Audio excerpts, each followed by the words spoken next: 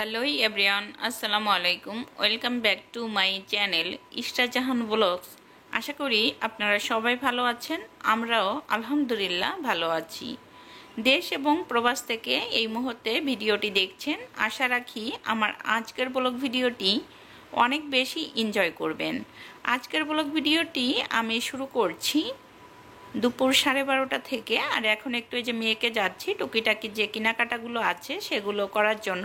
তো অফ ক্যামেরাতে আসলে কেনাকাটাগুলো করে নিয়েছি, যেহেতু ভিড় ছিল একটু, আর এই সময় আমি চাচ্ছিলাম না যে ক্যামেরাটা অন করতে, তাই আর অন করা হয়নি। যেহেতু আমার রাজকন্যার সাথে আছে, আমি ক্যামেরা অন করলে ও যদি এদিক থেকে ওদিক চলে যায় তখন হারিয়ে যাওয়ার একটা সম্ভাবনা থাকবে।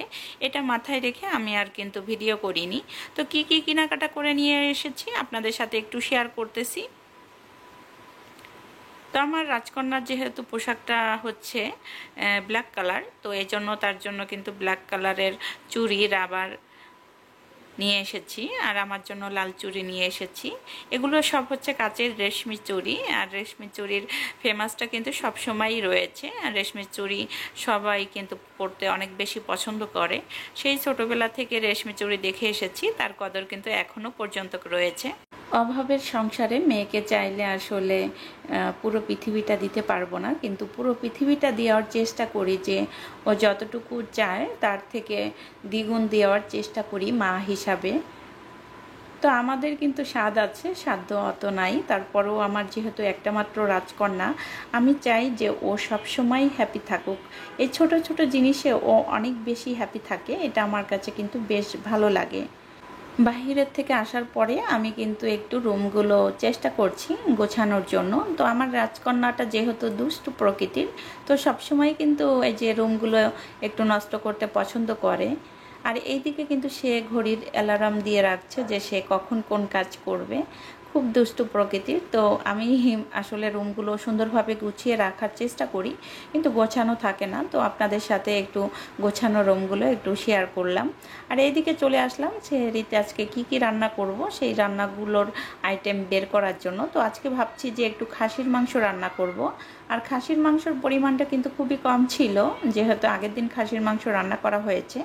সেইখান থেকে একটু তুলে রেখেছিলাম আমার রাজকন্যার জন্য। আমার রাজকন্যা কিন্তু খাসির মাংস খেতে বেশ পছন্দ করে, মানে মাংস জাতীয় খাবার হলে ওর আর কিচ্ছু লাগে না।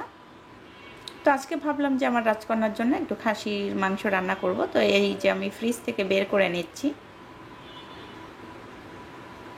ইফতারের আইটেম তৈরি করতে আর সেহরির রান্না করতে কিন্তু আমার ভীষণ কষ্ট হয়। এই যে গ্যাস থাকে না, এই কারণে দেখা গেছে যে অনেক সময় মাগরিবের পরেও আমার সেহরির যে রান্নাটা থাকে ওটা রান্না করতে হয়, তখন কিন্তু শরীরটা অনেক বেশি খারাপ থাকে। কি আর করার, আমি তো কোনো রাজপুত্রকে বিয়ে করিনি যে আমি আরামায়েশ করব। রোজা রেখে তারপরেও কি করার, চলে আসি আবার রান্নাঘরে, যেহেতু আমি একজন গৃহিণী। তো সবসময় ইচ্ছা ছিল ভালো একটা চাকরি করব, কিন্তু হাজব্যান্ড পছন্দ করে না, এই কারণে আর চাকরি করা হয়ে ওঠেনি। থাম্বনেল এবং টাইটেল দেখে যারা আমার আজকের ব্লগ ভিডিওটি ক্লিক করছেন, আমি মূলত এখন কিন্তু আপনাদের সাথে সেই কথাগুলো শেয়ার করতে চলছি। শারমিন কিন্তু হঠাৎ করে পার্লারে যাওয়ার কারণ হচ্ছে চুলগুলো এত স্টাইল করতেছে।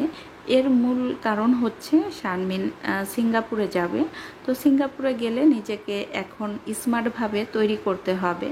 যেহেতু শারমিন দুইটা বিয়ে করেছে, একটু স্মার্টের দিক থেকে পিছিয়ে আছে। তো নিজেকে স্মার্ট করার জন্য, সুন্দর করার জন্য সে কিন্তু ছুটে চলেছে, হ্যাঁ মানে এই রমজান মাসে পার্লারে। তো বুঝতেই পারছেন যার হাজব্যান্ড নিয়ে এত নড়বড়ে সমস্যা রয়েছে, সে কিভাবে হঠাৎ করে পার্লারে চলে যায়। তো শারমিন কিন্তু কয়েকদিনের ভিতরেই আপনার সিঙ্গাপুর যাবে। তো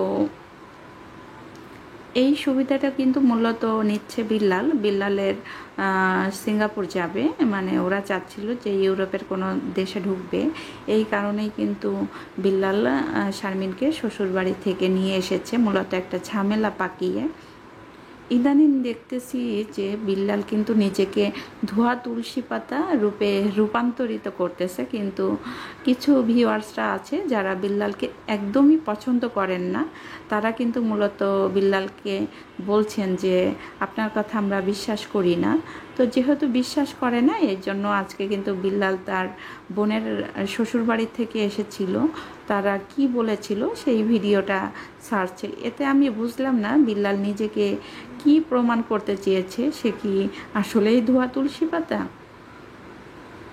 তো ওই সব ফ্যামিলির মেয়েদের কথা বা ছেলেদের কথা বলতে গেলে কি বলবো, যে এই ফ্যামিলির মানে কথা সোশ্যাল মিডিয়ার সবাই জানে। মানে একান্ত ফ্যামিলির যে ব্যক্তিগত কথাগুলো থাকে সেটা ফ্যামিলির মধ্যেই সীমাবদ্ধতা নেই। তো বুঝতেই পারছেন যে কেমন ফ্যামিলি, প্রচুর লোভী, যেমন রাজও প্রচুর লোভী, আর সেই সাথে শারমিনের বড় ভাইটা বিল্লাল প্রচুর লোভী। আগে ওর প্রতি না আমার একটা সিম্পাথিক কাজ করতো, যে একটা অসুস্থ মানুষ দেখতে কীরকম, একটা মায়া কাজ করতো। কিন্তু শারমিনের এই বিষয়গুলো যখন চোখের সামনে দেখলাম, তখন সেই মায়াটা আসলে আস্তে আস্তে উঠে যাচ্ছে। বাবু কিন্তু একদম নীরব রয়েছে, বাবু কিন্তু এর থেকে দূরেই সরে রয়েছে। এটা আমার কাছে মনে হচ্ছে ভালো দিক। আমি শারমিনকে খারাপ বলবো না, শারমিন এবং বাবু এই দুজন কিন্তু খুব ভালো মনের মানুষ। মূল সমস্যা হচ্ছে শারমিনের মা এবং বিল্লাল।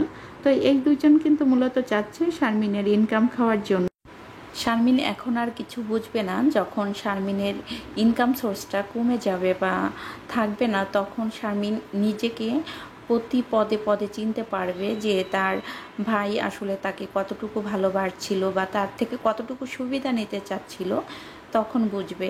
আসলে দিন শেষ হয়ে গেলে তখন কিন্তু ঠুকরে ঠুকরে কাঁদলেও সেই দিনগুলো বা সেই সময়গুলো আর ফিরে আসবে না। তখন অনেক বেশি আফসোস করবে যে আমি এটা তখন করলে ভালো হতো। এই জন্য নিজের ডিসিশনে ভুল করা কিন্তু অনেক ভালো, পরের বুদ্ধিতে মানে বাদশা হওয়াও কিন্তু ভালো না।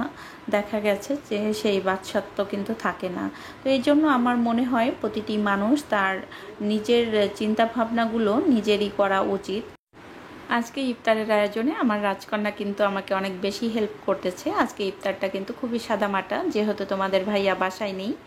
ভিডিওটি আর বেশি বড় করতে চাচ্ছি না, নেক্সট ভিডিওতে আবারও দেখা হবে। ততক্ষণ পর্যন্ত ভালো থাকুন, সুস্থ থাকুন, আল্লাহ হাফেজ।